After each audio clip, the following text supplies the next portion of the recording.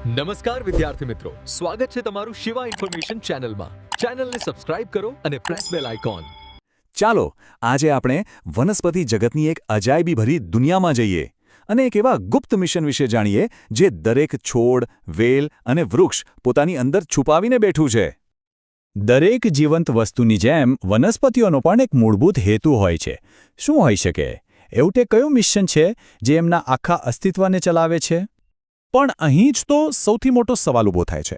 જે વનસ્પતિઓ પોતાની જગ્યાએથી 1 ઇંચ પણ ખસી નથી શકતી, એ પોતાની જાતિને આગળ વધારવાના આટલા મોટા પડકારને પાર પાડે છે કેવી રીતે? આ મોટા પડકારને પહોંચી વળવા માટે કુદરતે વનસ્પતિઓને 2 અદ્ભુત અને એકબીજાથી સાવ અલગ માસ્ટર પ્લાન આપ્યા છે. તો ચાલો આજે આપણે આ બંને યોજનાઓને જરા નજીકથી સમજીએ. ચાલો તો સીધા જ પહેલા માસ્ટર પ્લાન પર આવીએ. આ પ્લાન એટલે સ્પીડ અને પરફેક્શનનો ખેલ. જરા વિચારો, એક જ છોડમાંથી ખૂબ જ ઓછા સમયમાં એના જેવા જ બીજા અસંખ્ય છોડ તૈયાર કરી દેવા. તો આપણો આ જે પહેલો પ્લાન છે એટલે કે અલિંગી પ્રજનન. એક એવી રીત છે જેમાં નવા છોડ બનાવવા માટે બીજની કોઈ જરૂર જ નથી પડતી. અહીં તો બસ એક જ પિતૃ કાફી છે અને પરિણામ એકદમ હૂબહૂ નકલ, એક પરફેક્ટ કોપી. આનો સૌથી સામાન્ય પ્રકાર છે વાનસ્પતિક પ્રજનન. નામ કદાચ થોડું અઘરું લાગે પણ વાત એકદમ સહેલી છે. આનો સીધો સાદો અર્થ એ છે કે પિતૃ છોડના કોઈપણ ભાગમાંથી, ભલે એ એનું પ્રકાંડ હોય, મૂળ હોય કે પછી ખાલી એક પાંદડું હોય, એમાંથી આખો નવો છોડ ઉગી શકે છે.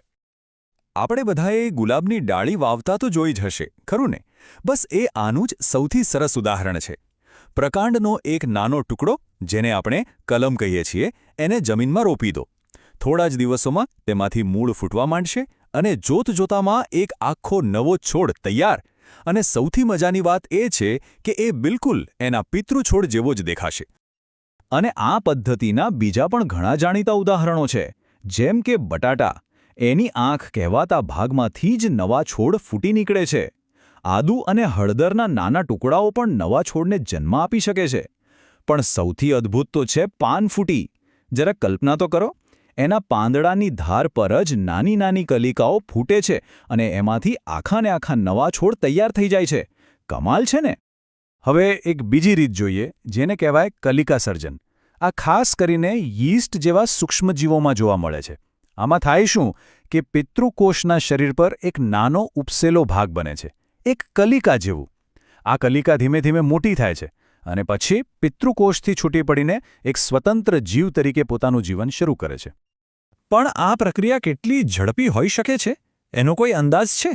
યીસ્ટ માટે તો આ રમતવાત છે. જો એને અનુકૂળ વાતાવરણ મળે ને તો એ એટલી ઝડપથી વિભાજન પામે છે કે થોડા જ સમયમાં લાખોની સંખ્યામાં યીસ્ટ કોષો તૈયાર થઈ જાય. હવે સમજાયું કે બ્રેડ કે ઢોસાનું ખીરું આટલું જલ્દી કેમ ફૂલી જાય છે? બસ આ જ છે એનું રહસ્ય. બીજી પણ કેટલીક ફાસ્ટ ટ્રેક રીતો છે, જેમ કે સ્પાઇરોગાયરા જેવી લીલ, જે પાણીમાં તૂટીને નાના ટુકડાઓમાં વહેંચાઈ જાય છે અને દરેક ટુકડો એક નવી લીલ બની જાય છે. આને કહેવાય અવખંડન. અને પેલી બ્રેડ પર જોવા મળતી ફૂગ કે હંસરાજ જેવી વનસ્પતિઓ, એ તો નાના બીજાણુઓ બનાવે છે. આ બીજાણુઓ એટલા હલકા હોય છે કે હવા સાથે માઇલો દૂર જઈને પણ નવું જીવન શરૂ કરી શકે છે. ચાલો, તો આ તો થઈ પ્લાન એની વાત. હવે જઈએ બીજા માસ્ટર પ્લાન પર. આ પ્લાન થોડો અલગ છે, થોડો ધીમો છે અને કહી શકાય કે એક આનુવંશિક જુગાર જેવો છે, જેમાં 2 પિતૃઓ સામેલ હોય છે. પ્લાન બીનું હૃદય છે ફૂલ. હા, એ જ ફૂલ જેને આપણે એની સુંદરતા અને સુગંધ માટે પસંદ કરીએ છીએ. પણ ખરેખર તો એની પાસે એક બહુ જ મોટું અને મહત્વનું મિશન છે. એ વનસ્પતિનું પ્રજનન અંગ છે. તો દરેક ફૂલમાં મુખ્યત્વે 2 પ્રજનન અંગો હોય છે. પુંકેસર, જે નર ભાગ છે અને પરાગરજ બનાવે છે, અને બીજું છે સ્ત્રીકેસર, જે માદા ભાગ છે, જેમાં અંડકોષ હોય છે. આ મિશનનું સૌથી પહેલું અને જરૂરી પગલું છે પરાગનયન. એકદમ સાદી ભાષામાં કહીએ તો આ પરાગરજને ફૂલના નર ભાગમાંથી માદા ભાગ સુધી પહોંચાડવાની આખી પ્રક્રિયા છે. આના વગર વાત આગળ વધી જ ન શકે. અને આ પરાગનયન પણ 2 રીતે થાય છે. જો પરાગરજ એ જ ફૂલ પર અથવા એ જ છોડના બીજા ફૂલ પર પડે તો એને કહેવાય સ્વપરાગનયન. પણ જો એ એક છોડ પરથી ઉડીને એ જ જાતિના કોઈ બીજા જ છોડ પર જાય તો એ છે પરપરાગનયન. અને આનાથી ફાયદો એ થાય છે કે આવનારી પેઢીમાં નવા ગુણધર્મો આવે છે જે તેને બદલાતા વાતાવરણમાં ટકી રહેવામાં ઘણી મદદ કરે છે. પરાગનયન પછી આવે છે સૌથી જાદુઈ ક્ષણ, જેને કહેવાય છે ફલન. આ એ ક્ષણ છે જ્યારે નરજન્યુ અને માદાજન્યુનું મિલન થાય છે અને એક ફલિતાંડ બને છે. બસ આ જ ક્ષણથી એક તદ્દન નવા અને આનુવંશિક રીતે યુનિક છોડના જીવનનો પાયો નંખાય છે. પણ ફલન પછી મિશન હજુ પૂરું નથી થયું. હકીકતમાં હવે એક નવો પડકાર શરૂ થાય છે. નવા બનેલા બીજને પોતાનું નવું ઘર શોધવાની જરૂર છે.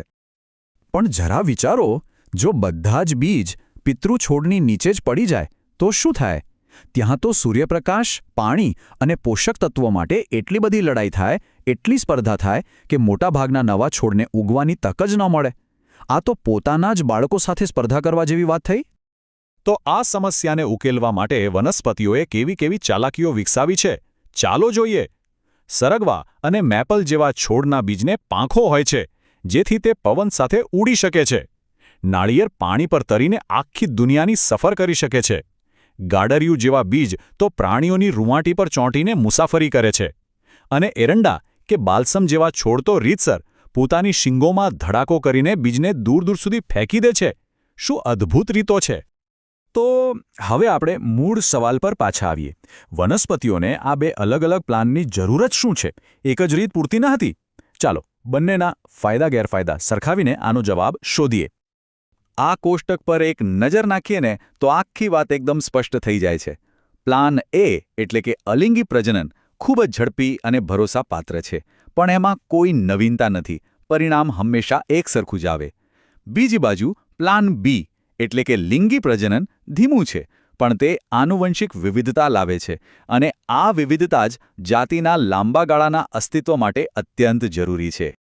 એટલે ટૂંકમાં કહીએ તો એક પ્લાન વર્તમાનમાં અસ્તિત્વ ટકાવી રાખવા માટે છે, તો બીજો પ્લાન ભવિષ્યમાં ઉત્ક્રાંતિ માટે છે. એક સર્વાઇવલ માટે છે, બીજો ઇવોલ્યુશન માટે. તો હવે પછી જ્યારે કોઈ બી બીજ મોજા સાથે ચોંટી જાય કે હવામાં કોઈ આંકડાનું રૂ જેવું બીજ ઉડતું દેખાય, ત્યારે એક ક્ષણ માટે રોકાઈને વિચારજો કે એ પોતાના કેટલા મોટા અને મહત્વના ગુપ્ત મિશન પર નીકળ્યું છે.